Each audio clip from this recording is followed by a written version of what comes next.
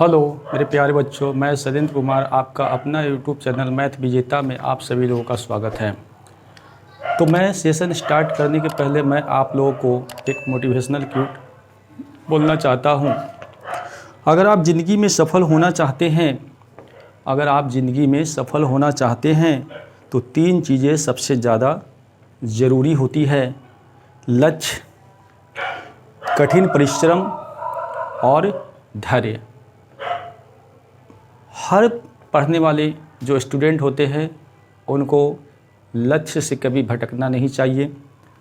हमेशा उनको कठिन परिश्रम अपने विषयों पर करते रहना चाहिए और कभी भी धैर्य उनको नहीं खोना चाहिए।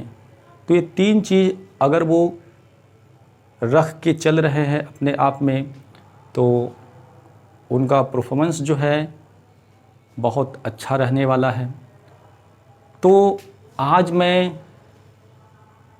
वास्तविक संख्या स्टार्ट करने वाला हूं जिसका पार्ट 1 लेकर आया हूं और मैं 2 अंक स्तरीय प्रश्न पे काम कर रहा हूं। ये इस प्रकार के जो प्रश्न है 15 क्वेश्चन पूछे जाते हैं। प्रत्येक क्वेश्चन जो है 2-2 अंक के होते हैं। तो आज हम वास्तविक संख्याएं में उन क्वेश्चनों को लेकर आया हूं जो कहता है कि यूक्लिडियन एल्गोरिदम के प्रयोग से मशक ज्ञात करें। ये यूक्लिडियन एल्गोरिदम है क्या? कंसेप्ट है भाग एल्गोरिदम भी उसको कहते हैं या यूक्लिड का भाग लेमा भी कहते हैं। क्या कहता है कि ए बराबर बी क्यू प्लस आर, जहाँ 0 छोटा और बराबर आर और आर छोटा बी होता है। यहाँ क्यू को हम भागफल कहते हैं और आर को क्या कहते हैं? रिमाइंडर। अगर भाषा में अगर इसको बोला जाए तो भाज्य बराबर भाजक गुना भागफल जोड़ शेषफल होता है। ये आप लोग पहले से भी जानते होंगे। तो चलो मेरे प्यारे बच्चों, हम पहले प्रश्न से स्टार्ट करते हैं। आप लोग कॉपी कलम निकाल के बैठें, हमारे साथ साथ 10-15 मिनट जो है प्रैक्टिस करते रहें ताकि आपका मैथ जो है का जो स्कोर है वो 90+ क्रॉस कर जाए। तो चलो पहले प्रश्न से हम शुरुआत करते हैं। प्रश्न है पहला 252 और 1540। तो भाग एल्गोरिदम से क्या कहता है? ए बराबर बी क्यू प्लस आर, जहाँ 0 छोटा और बराबर आर और आर छोटा किससे है? बी से।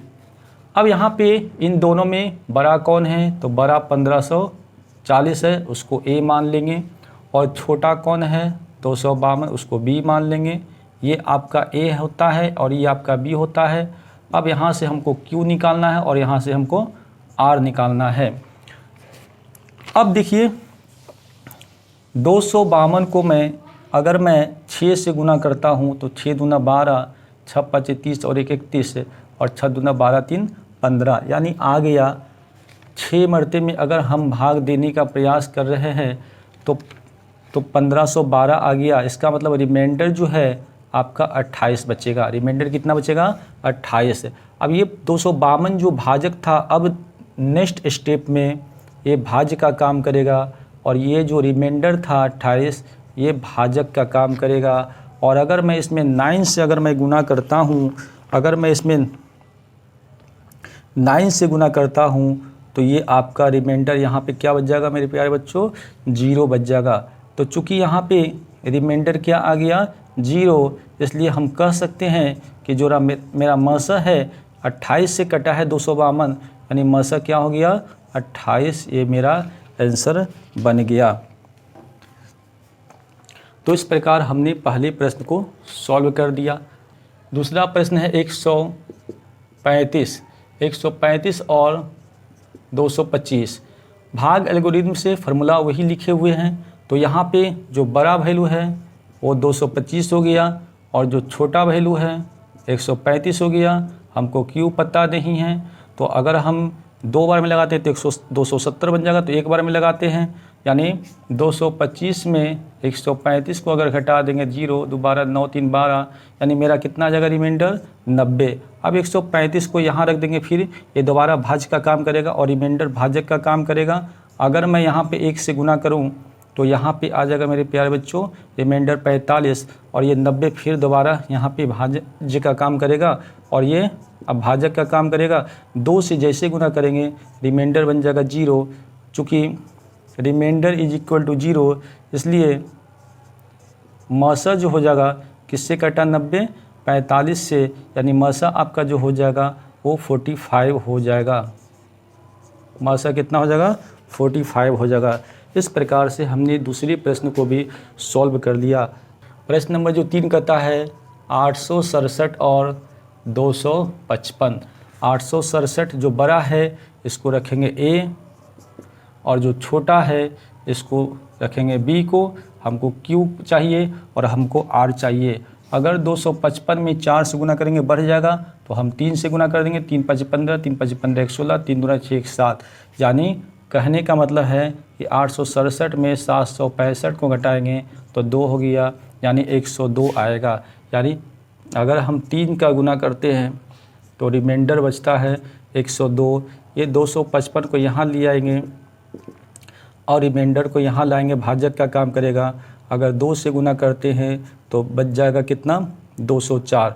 ये 255 में 204 घटा देंगे तो 1 बन जाएगा 5, 51 आ जाएगा। कितना आ जाएगा मेरे प्यारे बच्चों 51। अब ये नेक्स्ट स्टेप में 102 जो है भाज का काम करेगा और ये भाजक का काम करेगा। 2 से जैसे गुना करूँगा रिमाइंडर इस बार 0 आ गया। चूँकि यहाँ लिखेंगे, चूँकि रिमाइंडर 0 आता है इसलिए जो मसा है मेरा 51 हो गया। ये मेरा आंसर बन गया।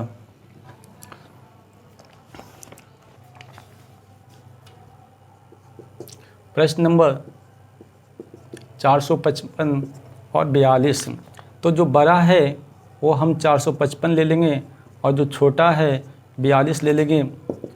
तो 42 को अगर मैं 9 से यहाँ पे मल्टीप्लाई करता हूँ, 9 दूना 18 और 9 4 के 36 1 37, तो 10 मरते में लगा दूँ तो 420 लग गया।